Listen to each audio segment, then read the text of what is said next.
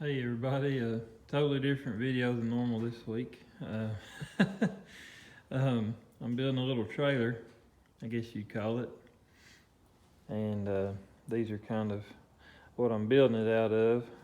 It's going to be for moving some 4x8x16 concrete blocks under my house. I'm going to make a couple pillars under the house, and 3 pillars, and I've got about 40 blocks, and so they weigh about 32 pounds a piece, and I've already got them under the house, but they're all on just one very far end of the house. So the crawl space is, about crawling height. You can't really stand up in there. You can kind of squat back on your knees, but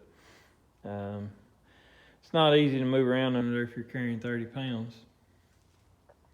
So I'm hoping that this is going to be a lot better, easier way to do it that won't take me too long to build. And so I'm going to build this little trailer in hopes of using it to move the block to the different locations I needed under the house. I need to move about a third of it to the middle of the house and another third to the other end. So basically what I'm planning on doing is building a little trailer. It's really just going to be in the shape of like a T, and hopefully it'll make more sense once we get into it here. But I've got these bolts. These are a 5/8 center hub made for a 5/8 axle, and that's what this is. On this shoulder, it does neck down just, I don't know, a couple millimeters here, but no big deal for what I'm doing. They're just barely going to be moving anyway. But these came out of my 94. These are the shackle bolts. I don't throw much away, so I guess I'm repurposing them. And so basically, it'll go through like that. And then this is just a piece of conduit. I didn't even measure to see what size it is, but it's 5/8 inside diameter, so I guess it's 3/4 conduit. And so I'm not gonna, I won't force it too much yet, but basically the bolt will go down until the wheel is flush there. And that'll be my axle. Like I said, the bolt will go all the way in. And then I'm gonna drill a hole through the conduit, just a small one, and drill a hole through the end of the bolts, and I'll run a cotter pin through, and that'll hold the bolt from coming out of the axle. But basically those blocks are about 8 inches wide, so probably make my little trailer here about 9 inches wide.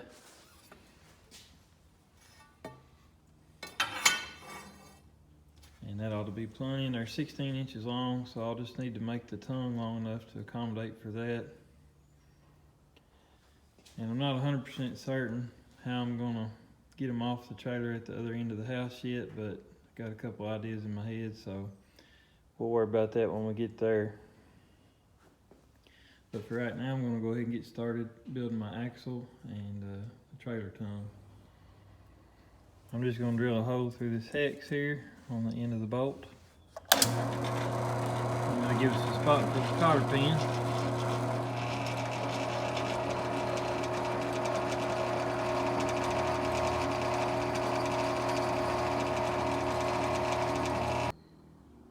So that drilled easy.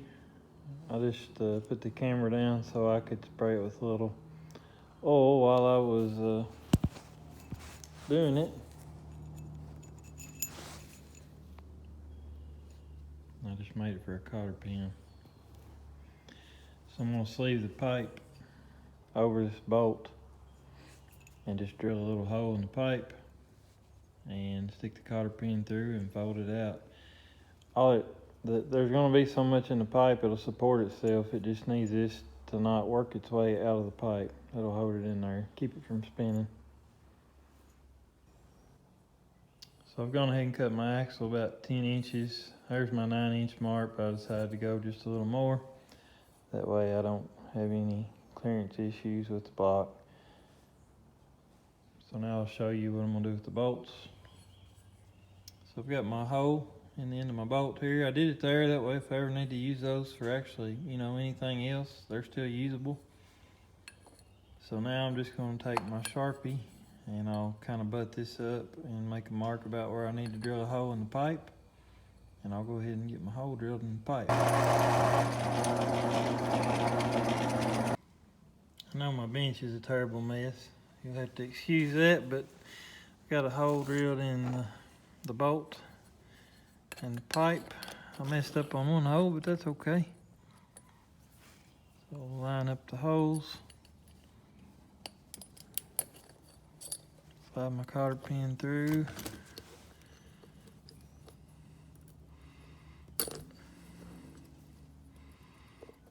And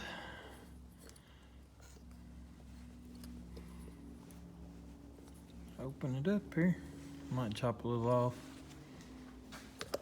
That makes the first side of my axle usable. I'm gonna go ahead and finish this other side and I'll show you what it looks like.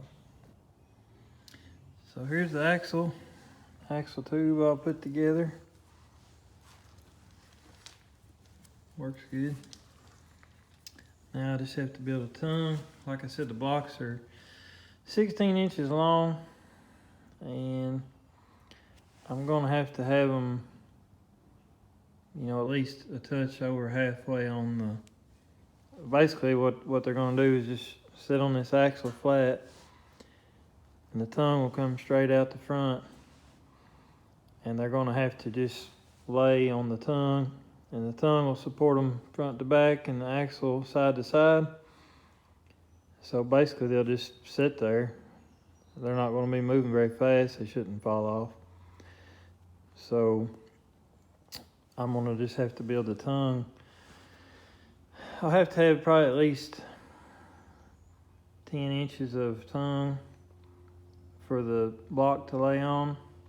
And then I'll have to have a little extra for what I'm going to have pulling it, which I'll show y'all here in a little bit.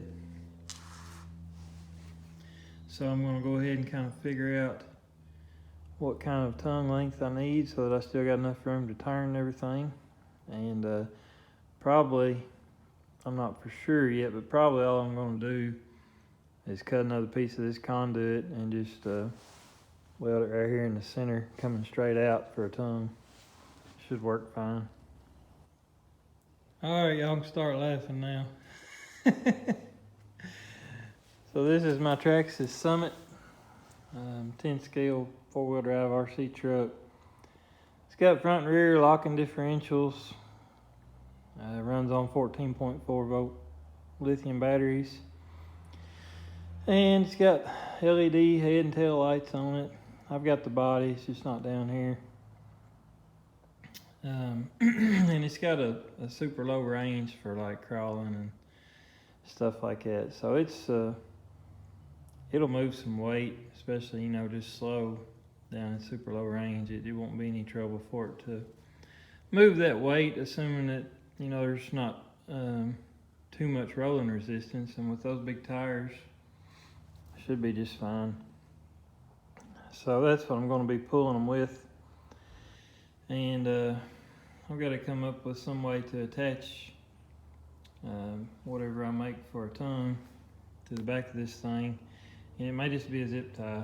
I mean, I don't really know why that would be a problem, because I'm hoping not to have too much tongue weight. So this is what I'm going to be moving them with, though, or my plan at least. And I wish I had a block out from under the house, but I don't. So if I did, I could kind of test some things before I got under there with it. And I may just, versus crawling under the house and getting a block, I may just go buy one. They're only, I don't know, a couple dollars a piece or something. And I'm not sure if I even have enough to do what I'm wanting to do. So I may just buy me another block to test this whole contraption out. And like I said, I've still got to come up with a way to get the block off my little dolly once I get it to the other end of the house and I'm not down there, because I'm not planning on crawling back and forth each time. But I think I can figure that part out. So I'm gonna go ahead and get me a tongue built, and we'll go from there. I decided on about a 16-inch tongue. It should give me plenty of room for my block and then plenty of clearance for turning. I fish mouth this just a little bit, just to make it a little bit easier to weld, a little less big gaps. And I had to take this right side cotter pin out to get my 90-degree magnet on there, but so everything looks good. I'm going to put a little weld on it, and the tongue will be at least welded on, and then I can figure out the hitch here.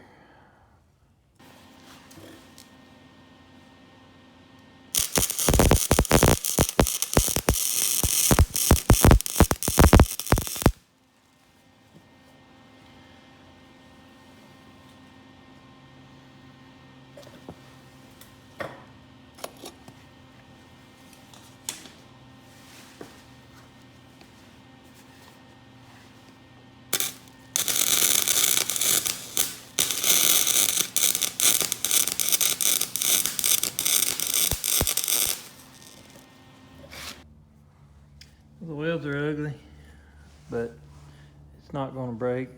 The hitch, somewhat straight. I don't know if that pipe's even totally straight. But the height of it, it's going to line up pretty good with, you know, what I've got to work with here on the bumper. So I'll have to figure out exactly what I want to do here to attach it, and then I've got to just figure out a way to get my block off of my little dolly here once I get to the other end of the house. I still have an idea for that. I'm not for sure how well it's going to work, but I'll let y'all know when I kind of get it figured out. So all I did was drill a hole all the way through, and then up here at the front of the bumper there's a little slot kind of between where the bumper and the body mount is bolted on this thing. And I'm thinking just take these zip ties and loop them through that hole, and don't tighten them all the way up, that, you know, that way it has a little working room there, and it won't just be tight against the truck, but that'll help alleviate tongue weight being back here on the end of the bumper.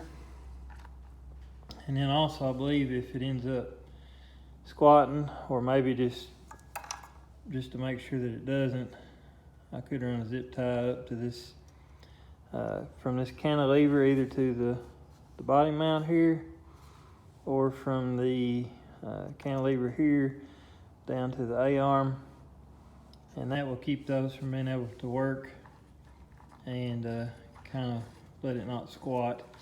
Not really worried about it. It doesn't matter that it squats, but it would be nice if it stays more level, and it probably helped me get the block off, since the trailer won't be, or the little dolly won't be leaning forward.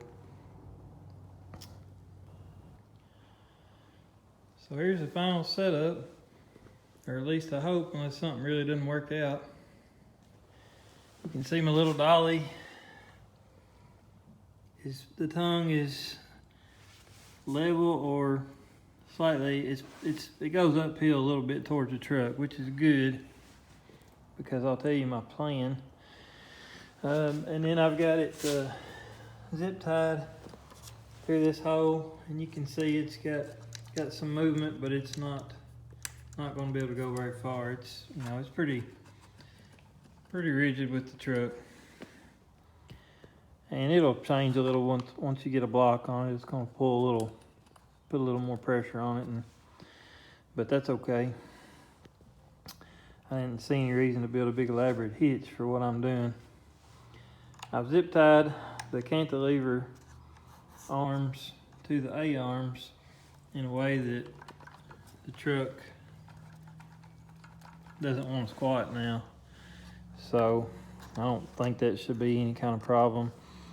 And my plan, whether or not it's a good one, is to set the block on the trailer one at a time, just flat. And like I said, they'll be supported on this axis on the axle, and then forward to backward they'll be supported on the hitch. And I'm hoping to just put them maybe, say, an inch or two forward of their pivot point on the trailer. Well, really it's a dolly, that's what I should be calling it, I think. It doesn't have four wheels, so I'm calling it a dolly. Anyway, so if it's just forward of the pivot point, I'm thinking when I get where I want to go, I can either back up with it and stop kind of quick, and it will slide enough to pivot on back, and when it does that, I'll be able to drive right out from under it. And if that doesn't work, maybe I can just gas it kind of hard and get it to do kind of the same thing. But I'm thinking backing up and stopping quick might be the ticket. And really, if I place my blocks correctly, I might need to take a marker so I can just set them on there at the same spot each time. And if I get them placed correctly, I should be able to just drive real easy to where I'm going, because I won't be in a hurry. I can just drive it slow. It's a little bumpy under there in places, I'd say, so just drive it kind of slow, and then when I get there, if I can get it to just pivot back and slide and hit the ground, then I can just drive out from under it. So that's what I'm hoping. We'll give it a shot and see how it goes. Quick test. I haven't even ran this thing in a couple of years, so.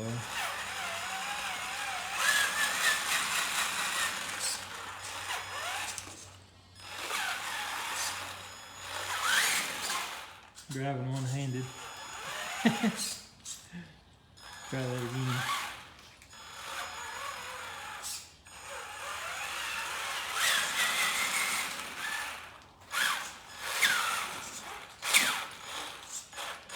Alright, well, I'm gonna put the body on and see what happens. Alright, I'm under the house. Got a block on the trailer. You can see just right there, it's teetering pretty good. So I'm gonna try to take it down that way. You can see I have to go under some pipes and things. And this is my pile of block. This would be a real pain doing it just by hand. So, luckily this has lights, because it's gonna be dark down there. So I'm gonna see what happens.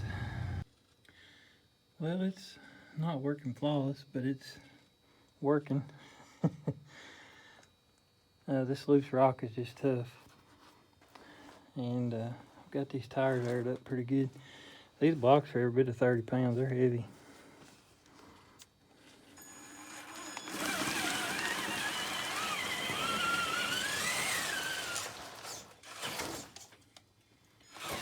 And then there's a fine line between it tipping off and riding the whole way down.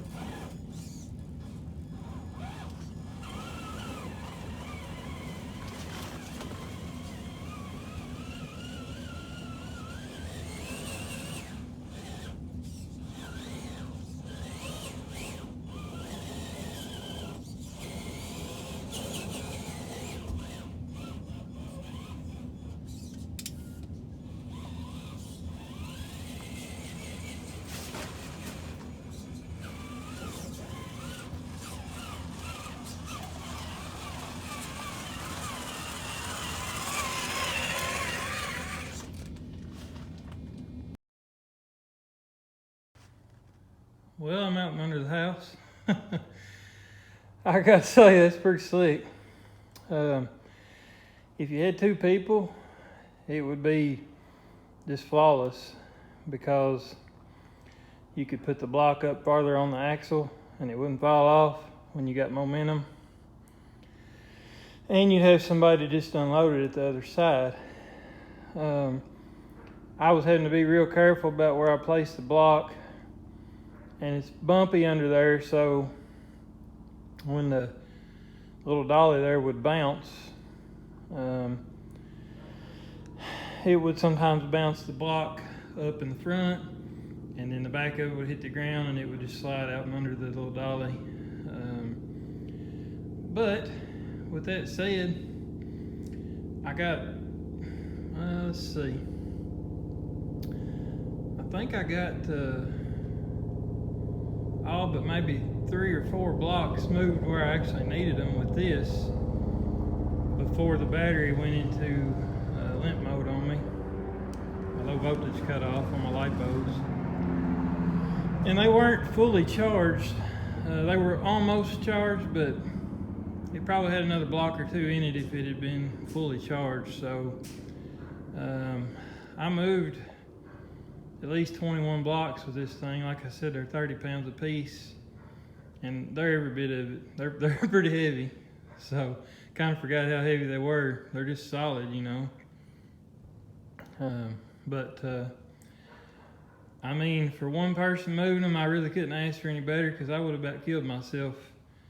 Because I have to about belly crawl under one spot just to get from one side to the other where my sewer line comes out. And I had to do that 3 or 4 times, because I eventually got enough blocks that fell off in the way that I would just go and kind of stack them up. And then this thing, I think it got stuck on me once. It almost got stuck a few times, but I was able to jerk it around and get it to come loose. You know, the little dolly there would get in a rut, or the summit would kind of get in a spot. I just never dreamed I'd be using this that way, but came in really handy, so I got my block moved at least. I don't know how long it took me. It didn't take very long to build the little dolly, and I got about $14 in the wheels, and the rest of it was just scrap. So no harm there. And then I already had the summit. Like I said, it is in low voltage cutoff, but you still got half power, so just thought I'd try to drive it one more time for y'all here in the light. But I can maneuver it pretty good with 2 hands. I'm just using one right now. The Summit, like I said, has remote locking differentials, and I had to lock them to pull the blocks. It would want to spin out if I didn't have them locked. So, I mean, there aren't many other, if any, RCs this size that would do that. So I would lock the diffs and pull my block down to the other end, then I would unlock them, and that way I can make a sharp turn and come back. It worked really good. So, on a scale of 1 to just how redneck are you, I'd say it's way the heck up there. But that's okay, I'm used to it. And, you know, it beats killing yourself. So, like I said, totally different video than normal. And but I just couldn't help but make a little video on it. I wished I could have done better under the house videoing, but just too hard me loading the blocks and having to drive this. And if I'd have had a GoPro on the back, it probably still would have been too dark to see a lot. But hope y'all at least got a laugh out of this. Thanks for watching.